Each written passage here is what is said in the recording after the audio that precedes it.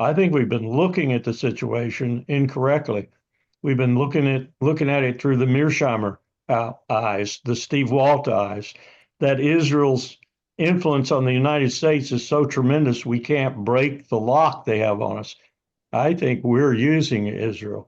I think Israel is doing what we want them to do, including killing the Palestinians. Lindsey Graham let it out on the floor of the Senate. Quote, if they weren't doing it, we'd have to be doing it. End of quote. I think that's the truth of the relationship now.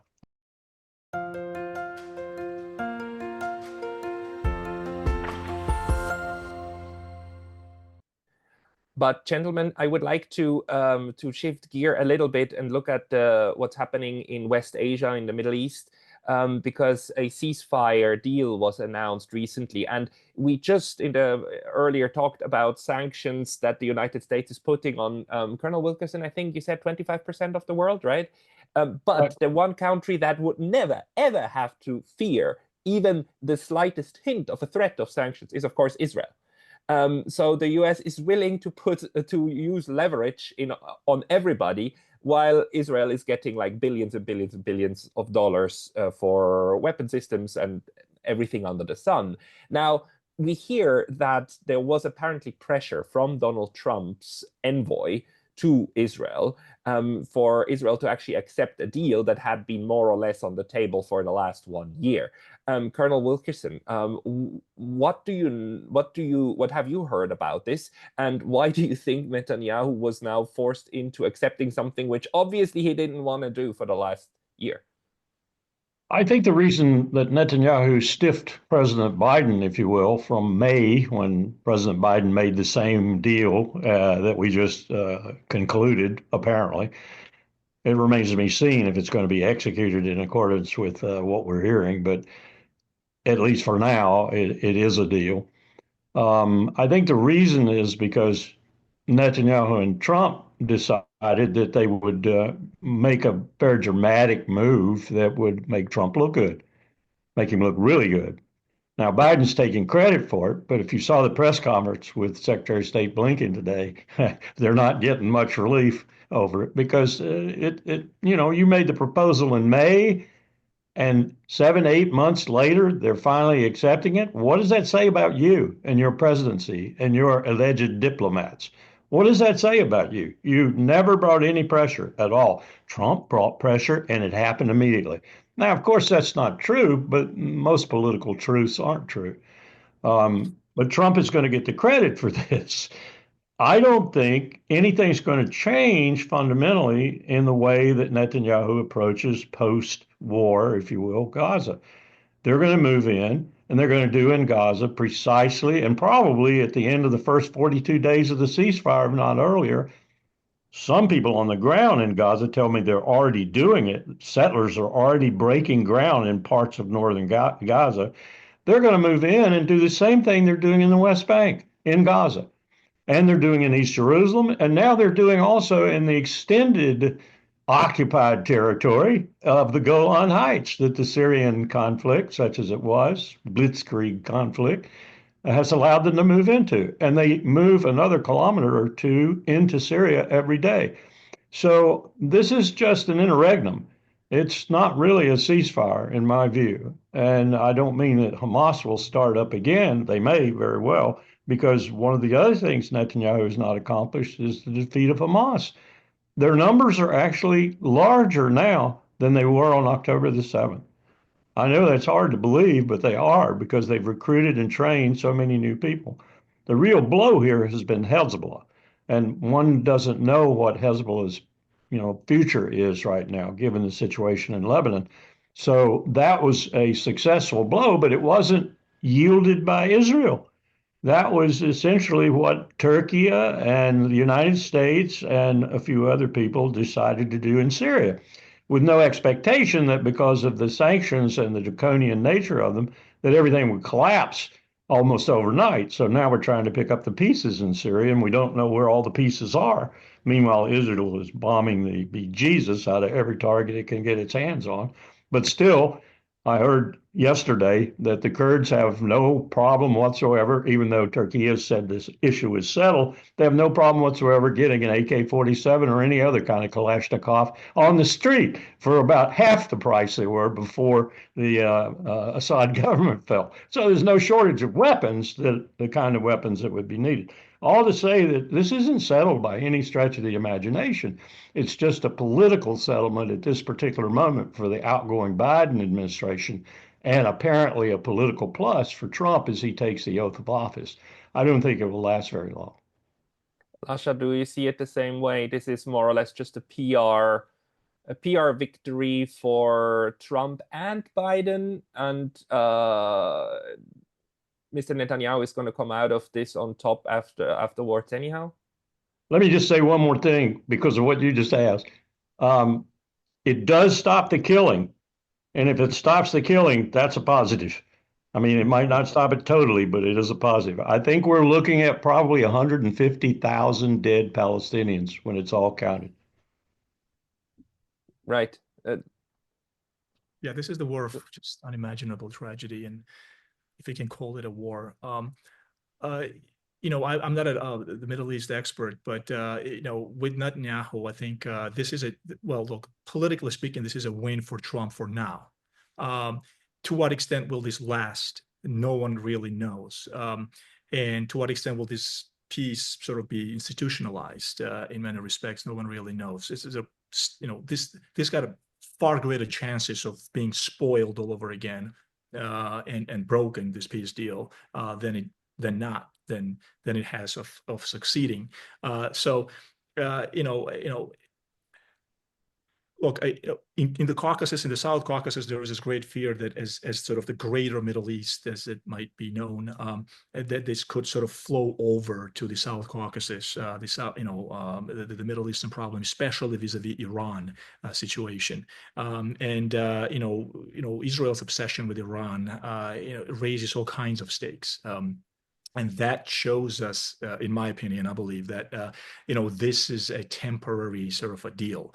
And this is the Middle East afterwards, and this is the Israeli-Palestinian conflict afterwards, after all. And so, with the Iranian situation and with Trump's withdrawal from the JCPOA, I mean, this can go in any direction. And let's not forget, I mean, Marco Rubio, yes, he serves at the pleasure of the President of the United States, and but his hawkish instincts and his sort of neoconservative political tradition might kick in. I want to say that he will, be in conformity with what Trump wants to do, of course, but there is no saying that things won't change for the worse, or that more of the same will continue on. Iran, to me, is the big problem when it comes to a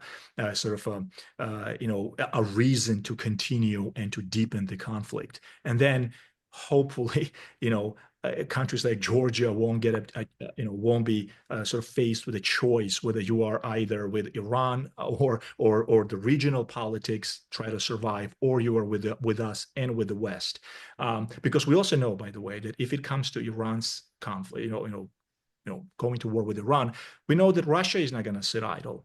We also know that Iranian president is about to, on the 17th, I think it is, tomorrow, he's going to visit Moscow, and they're going to work out some sort of alliance deal.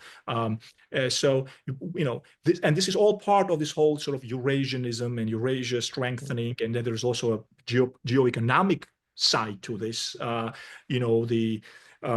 The port that is being managed by India, the Iranian port for the north-south transport of natural resources. Pakistan is in on it. Obviously China, and so this is a combination of security, geopolitics, and sort of connectivity, geoeconomic story. I believe that security and geopolitics will trump any geoeconomic plans, but nevertheless, we are seeing sort of a change, sort of a rise of this sort of Eurasianist defense against collective West. So yeah, Iran to me in the Middle Eastern conflict and the current stoppage of the conflict is the biggest sort of weakest link in terms of breaking the peace deal right now. This is a very, very important point, Colonel Wilkerson. What we have seen in this conflict, in the fighting, the war in West Asia around Israel since October 7, I would say, was that you first had like very heavy campaigns against Hamas, right, which drew in Hezbollah and Lebanon, and you had then fighting with Lebanon as well. Then more or less on the day the ceasefire with Lebanon was announced, which, by the way, the Israel still kept bombing, but at a lower degree, because peace for Israel means like you get to target everybody, right, while people don't shoot at you. But let's leave that aside. On the same day, more or less, Syria starts collapsing, and Israel magically has more resources to deploy into Syria, which they've been doing, and taking land. Now, Hamas, there seems to be a ceasefire. Is to your mind, is there a danger that there's some understanding that the next target, Iran, has already been more or less agreed upon, and that this is preparation for having your back free for more to come? Well, that's something that we've been, a group of us have been talking about for about the last 48 hours. And there are 3 or 4 ideas that are running through here. And let me say that I don't know if you saw the story or not, but Vice President Zarif was in the press yesterday, I think. The Israelis had planted an explosive device inside one of the components coming in for allegedly Iran's peaceful civilian nuclear program. And this has got the Iranians really angry, not quite as angry as when they assassinated the man coming to, what was his name? Yeah, Haniyeh. But it's got them very angry, and I don't blame them for being angry. But it points out again how Israel uses this was the IAEA. This was the actual International Atomic Energy Association or Administration. They use subcontractors to do things. And so Israel got into one of these subcontractors and put an explosive device in one of the devices, centrifuge, I think, that they were delivering to Iran. So this isn't dead at all. This struggle has taken on a new emotion, at least in Tehran right now, because of that. So I think we discussed this morning several possibilities. One, we know there are secret negotiations going on with the Iranians, and they started the moment the Syrian situation clarified a bit. And by the way, the reason Israel did the ceasefire when they did the ceasefire with Hezbollah was so they could turn and start the other way, because they knew that was going to happen. They didn't know it was going to happen as fast as it did, but they wanted to be well positioned if it were to happen. And so they moved their armor in particular down that way, one full division. So you're looking at a situation where Trump is apparently conducting these talks to essentially conclude a new nuclear agreement. He wants one of his first successful diplomatic achievements to be one that doesn't have 25-year sunset clauses, one that isn't flawed, one that's done by Donald Trump, and therefore it is a good agreement. It's a good deal. He negotiated it. So that's one story. And if that's happening, then of course he doesn't want a war with Iran, and he would stiff Netanyahu in that regard and probably keep him from attacking himself, although no one holds Bibi back if he really wants to.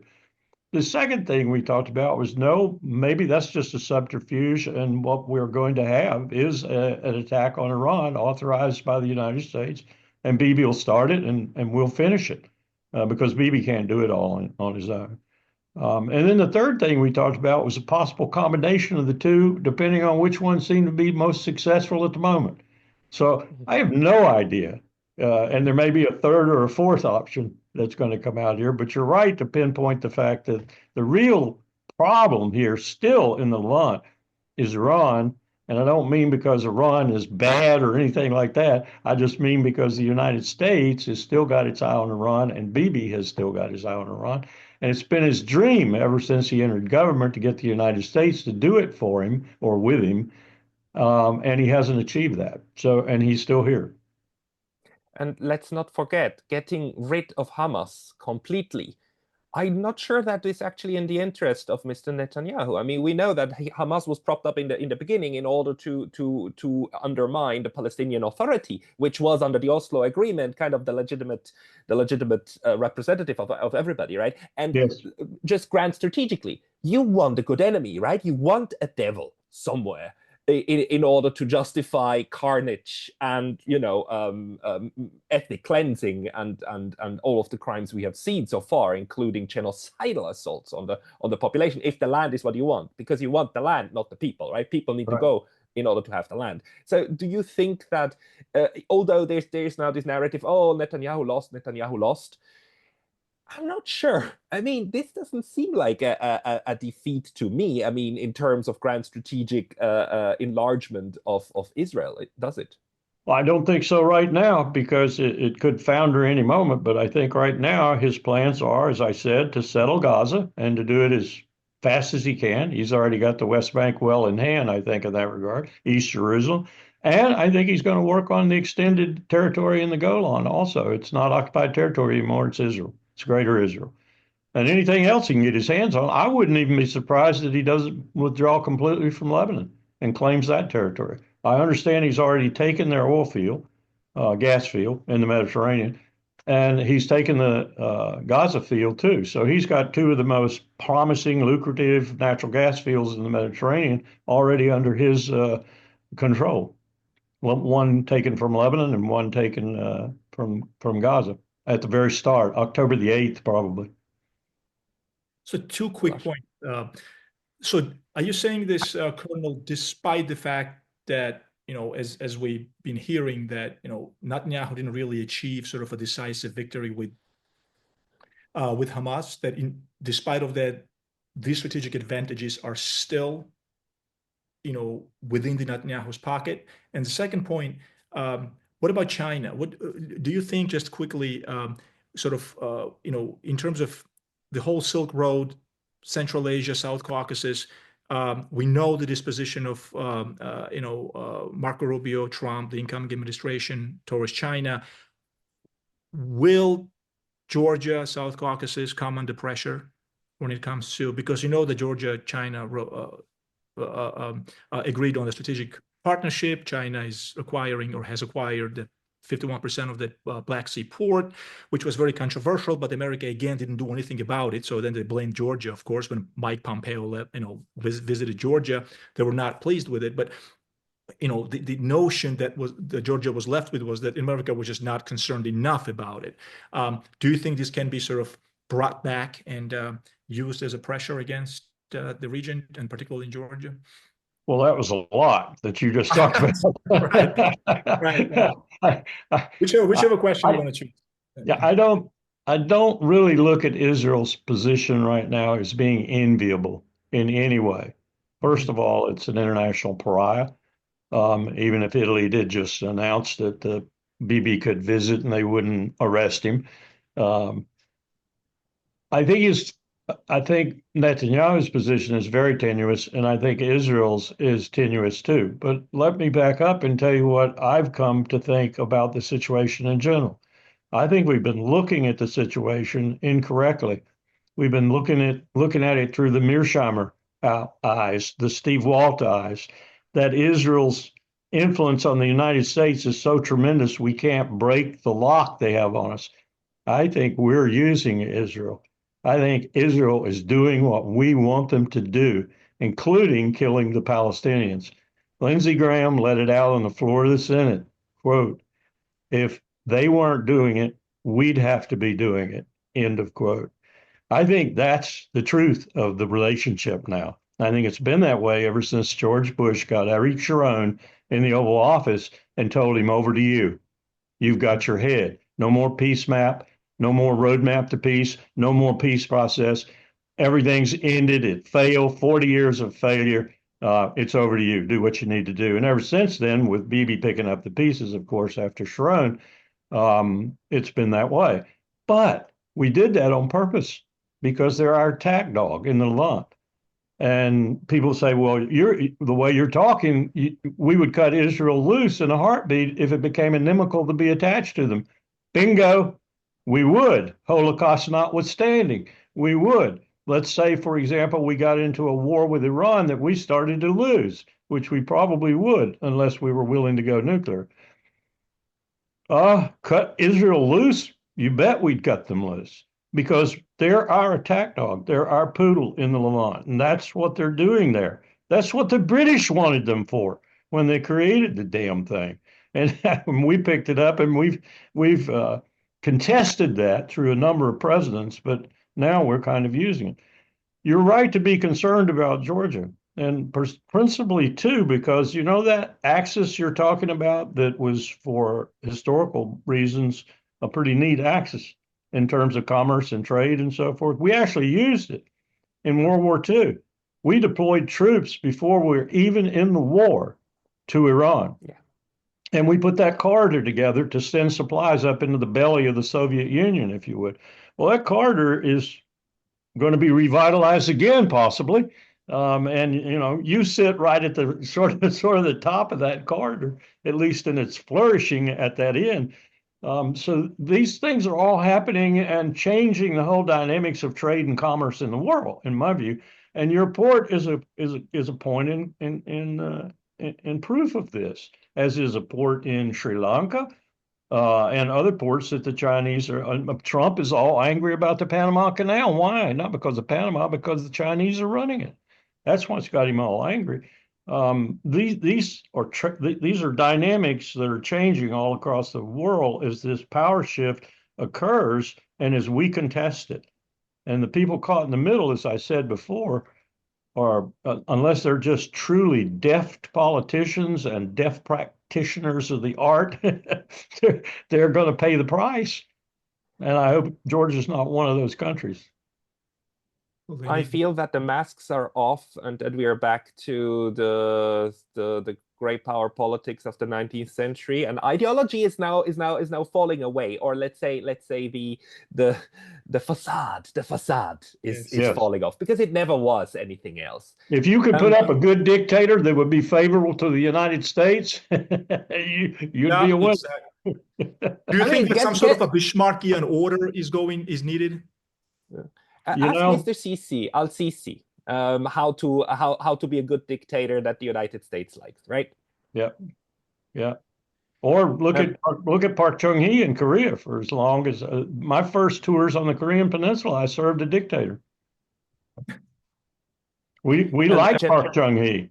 We liked him. We fought that transition. We actually fought the transition to democracy in Korea until the Olympics, the '88 Olympics, and we saw it was a done deal with the Koreans. So we better quit contesting it. Pascal, do we have a minute? 1 minute, and then we need to wind just down. quickly, are we seeing some sort of a major contradiction, paradox here? Because we're all getting tired of this freedom agenda, normative foreign policy. Everybody has to love each other. That did not work. Now we're getting into sort of this, everything is being shaved off of that, and this ugly head is is sticking out of world politics, meaning power politics is back. We're talking about, Greenland and taking that. And are we going to miss normative post-Cold War international relations? The realist theory always talks about this, right? We're condemned to this. This is the great tragedy of great power politics. So what are we facing here? That's a very good question. I next week, through the good offices of the Vatican, I'm supposed to talk to Colin Georgescu in Romania and to buck him up to a certain extent. I don't even know what I'm going to say. I mean, what do you think about Romania's situation? I mean, we're looking at it as if he's another Viktor Orban and we don't want him. So we're agitating just like we're talking about in Georgia. We're throwing all kinds of money at it and trying to change they had the preliminaries. He won the preliminaries. Now they're trying to stop the preliminaries from leading to the actual elections because they're afraid he might win the actual elections and be another Viktor Orban and withdraw Romania from NATO, although Orban hadn't gone that far yet. But he's in a trick bag too, really, if you think about it. I mean, what does he do? Does he continue to march as he currently is going and maybe win? Or does he back out? Well, Pascal, I think you've touched on this too, and I think Alexander also has, and that's sort of this whole hoax that it turned out to be that sort of Russia interfered in the elections, and a few days ago, I think there were huge demonstrations in Romania about demanding restoration of legitimate elections. Correct, as far as I remember, and it turns out that it was not Russia that interfered in the elections; it was basically Western powers that be, and so people sort of found out about it. That was a big scandal. I think principally it was the EU. Yeah, but we're getting closer to 1989 again, where the contradictions are so glaring that actually large parts of the population are not having it anymore. Yeah. They're like saying, no, we are now really going to the street, not the fake going to the street like in Georgia, where you have to really whip a couple of thousands of people up without support. Romania looks to me very real, and the people, let's not forget, it's living memory. 89, and they were violent in Romania back then. Right. I mean, the Ceausescu was shot, right? So, and this is living memory of kind of being misled, being told that you are something, a socialist wonderland, but actually not having enough bread at home. I think they get that. Yeah. A lot of pain to go through before it settles down again, if it ever does. Yeah. And the huge fear I have, I mean, people look at me and say, "Oh, come on, you're on that kick of nuclear weapons." If we sense, if the powers that be in the Western Empire sense that the battle is going against them, we'll seek some confrontation and use nuclear weapons, and that'll be China. That's who we'll have the confrontation with, and that's how it'll end. And when I say end, no one wins a nuclear war. But we're again talking about winning a nuclear war. We've had comments out of our strategic command. Had I been President Biden, I would have relieved that man on the spot, but he didn't. And he's also the one who talked President Obama into redoing his nuclear posture review and making it $1 trillion plus build out rather than a cutback. Who was that? This is Biden. But the man you said who talked him into that? Oh, this was when Biden was the vice president. Sorry. And Obama did a nuclear posture review that was, in my view, really commonsensical. It was smart. All he had to do was sell it diplomatically, first to the Russians, then to the Chinese, then the rest of the world. And he probably would have stopped the Chinese from their colossal build out now, which they are really embarked on. They want to be able to ride out a first strike and retaliate now, just like Russia, just like America. And he would have stopped the Russians from doing many of the things we're seeing now materialize in technological achievements with regard to Ukraine, for example. No one can stop the Oreshnik, no one on the face of the earth. And no one can stop the Avangard system, which is even faster than Oreshnik, 33,000 kilometers per hour. And it's fully nuclear. It's their main nuclear weapon now. So we prompted them to do that by abrogating the Intermediate Nuclear Force Treaty. First of all, by the ABM treaty and giving them an option to go off and do the design of these kinds of rockets and missiles. And then by the abrogation of the Intermediate Nuclear Force Treaty, getting rid of the most dangerous of the weapons. Now we're back into that arms race again. So we're back into a world with no treaties whatsoever, where the major powers are building out their complexes and making them even more technologically sophisticated, which is what the Strategic Command Commander was talking about and his spokesperson, Rear Admiral Buchanan, was talking about when they said we could fight and win a nuclear war. This has never been said. This has never been said except in secret circles. Never been said publicly. Jesus Christ, we need to get back to sanity and international relations. But I thank you, Colonel Wilkerson, for your candid words. They help to understand. I thank you, Lasha, for your time and analysis. And I will talk to both of you again. Thank you very much. Thank you. Colonel, thank you so much. Thank you.